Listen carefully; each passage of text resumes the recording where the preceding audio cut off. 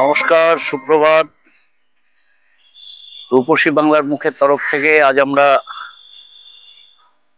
যাচ্ছি হুগলি তথা বাংলার এক প্রাচীন জনপদ গুপ্তিপাড়া। গুপ্ত বৃন্দাবন নামে একসময় খ্যাত বৈষ্ণব সম্প্রদায়ের কাছে। আমরা সেখানে আজকে যাব। আমার আজকের এই যে সফরের সঙ্গী আমার ভাই পাপ্পু, পাপ্পু কুমার। পাপ্পু হিন্দি ভাষী, বাংলা বোঝে কিন্তু বলতে পারে না, কিন্তু বাংলার সংস্কৃতি, বাংলার প্রাচীনত্ব নিয়ে পাপ্পুর ভীষণ উৎসাহ আছে। পাপ্পু এমনি একটু কথা কম বলে, কিন্তু খুব সুন্দর স্মাইল দেয় পাপ্পু, গালে টোলও পড়ে পাপ্পুর গালে। তো পাপ্পু এদিকে এসো, এদিকে এসো। দেখুন ক্যামেরার সামনেও নিজেকে লুকিয়ে ফেলছে। তো আমরা আমাদের আজকের যে গন্তব্য, সেই গন্তব্য গুপ্তিপাড়া স্টেশনে এসে পৌঁছেছি। মোটামুটি 1 ঘন্টা 20 মিনিটের যে জার্নি, সেই জার্নি শেষ করে আমরা এখানে এসে পৌঁছেছি। আমরা এখান থেকে প্রথমে স্টেশনের বাইরে যাব, সেখান থেকে টোটো ধরে দেশকালী মন্দির যাব, তারপরে আমরা যাব বৃন্দাবনজির যে মঠ আছে সেই মঠে, এবং সবশেষে আমরা যাব যে গুপ্তিপাড়ার যে বিখ্যাত রথ, সেই রথ পরিদর্শন করবো, এবং সেখানে রথযাত্রার যে প্রস্তুতি, সেই প্রস্তুতিগুলো আমরা বিস্তারিতভাবে আপনাদের সামনে আজকে তুলে ধরবো। আমরা গুপ্তিপাড়া স্টেশন থেকে বেরোবো, এর পরে চা খেয়ে নেবো, কারণ সকাল থেকে চা খেয়েই আছি অবশ্য। চা খেয়ে আমরা শুরু করব আমাদের প্রথম ডেস্টিনেশন, দেশকালী মায়ের মন্দির। আমরা দেশকালী মন্দিরে এসে পৌঁছালাম বৃষ্টির মধ্যে, মানে মোটামুটি ভিজে টোটোতে করে। এখন আমরা মন্দিরে এই সামনে দাঁড়িয়ে আছি। দেশকালী মন্দির 550 বছরের প্রাচীন এক কালী মন্দির। তো বৃষ্টি পড়ছে টিপটিপ করে, প্রচুর গাছগাছালি, গাছের জল টপ টপ করে পড়ছে।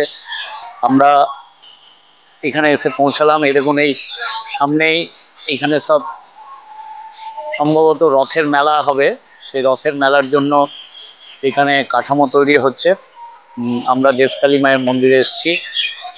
এই দেশকালী মায়ের মন্দির ভীষণ জাগ্রত মন্দির। এখানে স্থানীয় পুরোহিত আছেন, হয়তো আমরা দেখি, তার সাথে কথা বলি। তিনি বোধহয় তার মূর্তি দেখি এখানে আছেন, ভৈরব সম্ভবত। মহাদেবের মহাদেবের মন্দির। ঢুকতেই আমরা মহাদেবকে পেলাম। প্রথমেই মন্দিরে পুজোও হচ্ছে, মহাদেবের মন্দির।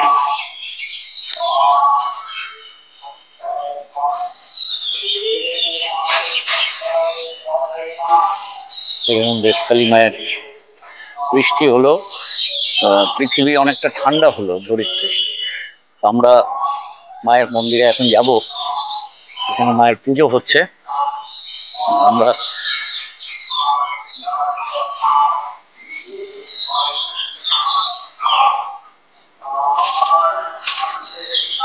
মন্দিরে ঢুকবো এখন। এখানে পুরোহিত মশাই আছেন, পুজো করছেন। এই মায়ের দেখুন, মানুষজন বিভিন্ন রকম মানসিক করে এখানে সুতো বেঁধে গেছেন। আমরা ধীরে ধীরে মন্দিরে প্রবেশ করছি, মায়ের মন্দিরে।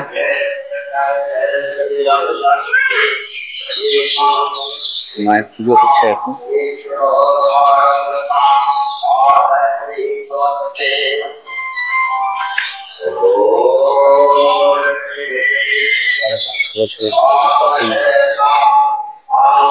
মায়ের মন্দির, পুণ্যার্থীরা এসছেন।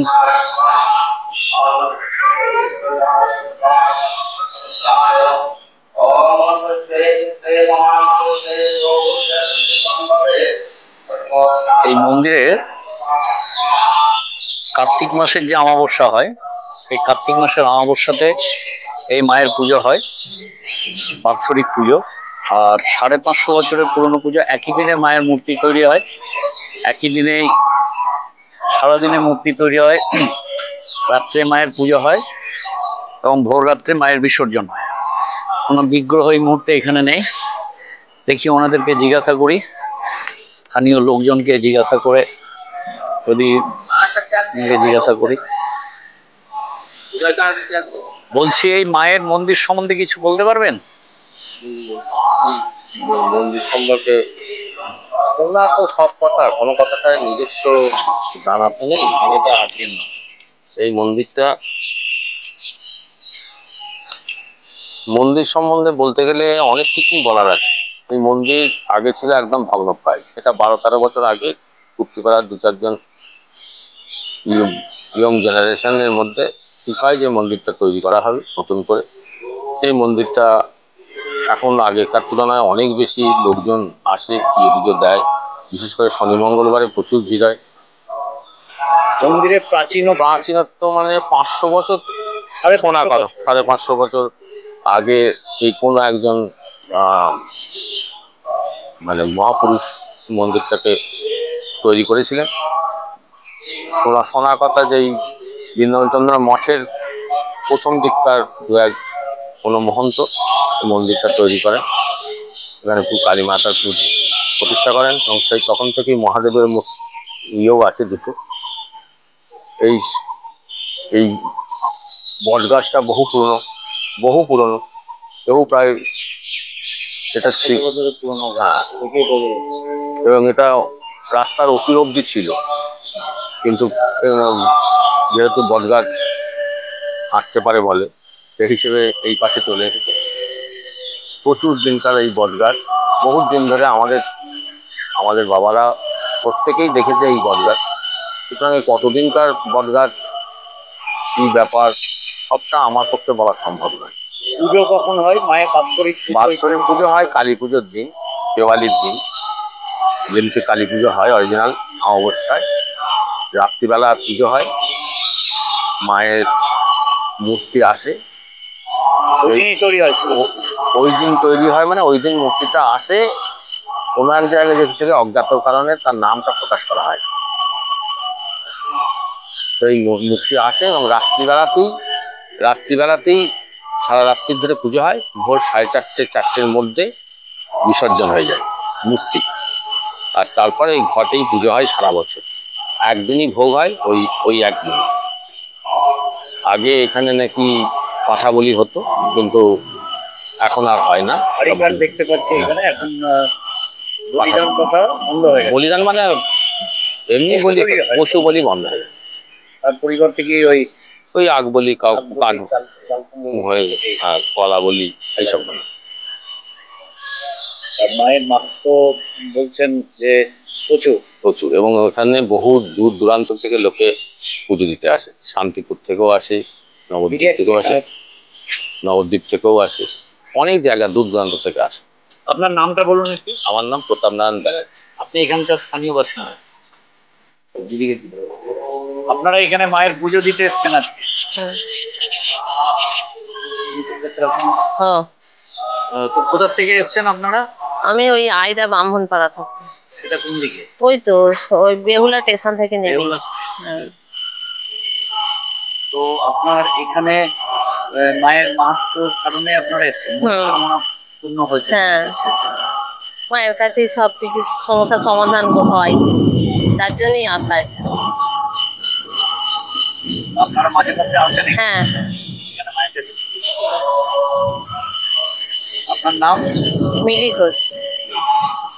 ঠিক আছে, আপনারা মায়ের পুজো করুন। এই হচ্ছে নাট মন্দির। পাশ থেকে এইদিকে যে এটা আছে, এই দিক দিয়ে যেতে হয়। তো এই হচ্ছে 550 বছরের প্রাচীন দেশকালী মায়ের মন্দির। এই মন্দির আপনারা গুপ্তিপাড়ায় যদি আসেন তাহলে অবশ্যই এটা পরিদর্শন করবেন। গুপ্তিপাড়ার একটা প্রাচীনত্ব আছে। মোটামুটি বৈষ্ণব ভাবধারায় প্রথমে এই জনপদ তৈরি হয়েছিল। ধীরে ধীরে বিভিন্ন মতাবলম্বী মানুষজন তারা এখানে বসবাস করতে শুরু করেন। বর্তমানে এখানে আমরা এখন যেখানে যাচ্ছি, অর্থাৎ আরো একটা প্রাচীন যে আপনি দেখতে পাবেন একটা মঠ। এই মঠ মোটামুটি এটাও ওই 550-600 বছরের পুরনো এক বৃন্দাবনজির মঠ আছে। গুপ্তিপাড়ার যে বিখ্যাত রথ, সেই রথ ওই বৃন্দাবনজির মঠ থেকেই জগন্নাথ দেব ওখান থেকে পরিভ্রমণ শুরু করেন। তারপরে সেই ওখান থেকে তারপরে জগন্নাথ দেব যান তার মাসির বাড়িতে, সেখানেও আমরা যাব। তো আমরা এখন সেই মঠের উদ্দেশ্যে যাচ্ছি। সামনে আপনারা দেখতে পাচ্ছেন গুপ্তিপাড়ার যে রথ, সেই রথ। আর এখানে দেখুন যারা যাত্রী, নিত্য যাত্রী যারা যাতায়াত করেন তাদের জন্য এখানে টোটো ব্যবস্থা আছে, সবকিছুই আছে। একটা গ্রামীণ জনপদ, কিন্তু ভীষণভাবে এর প্রাচীনত্ব আছে। আমরা যারা বাংলার সংস্কৃতি নিয়ে কথা বলি, বাংলার সংস্কৃতি নিয়ে কাজ করি, প্রাচীনত্ব নিয়ে যারা কাজ করি, তাদের কাছে কিন্তু খুব আকর্ষণীয় এবং লোভনীয় একটা জায়গা হচ্ছে গুপ্তিপাড়া। গুপ্ত বৃন্দাবন বলা হয়, অর্থাৎ বৈষ্ণব ধর্মাবলম্বী লোকেদের কাছে গুপ্তিপাড়ার বৈশিষ্ট্য হচ্ছে গুপ্ত বৃন্দাবন। এখানে যেহেতু বৃন্দাবনজি আছেন, সেই জন্য ওনার নামে ওইখানে নামাঙ্কিত একটা মন্দির এখানে আছে। আমরা সেই মঠে যখন যাব, সেই মঠে গিয়ে সেটা দেখতে পাবো। তো আমরা এরপরে মঠে গিয়ে আপনাদের সাথে আবার আমাদের দেখা হবে।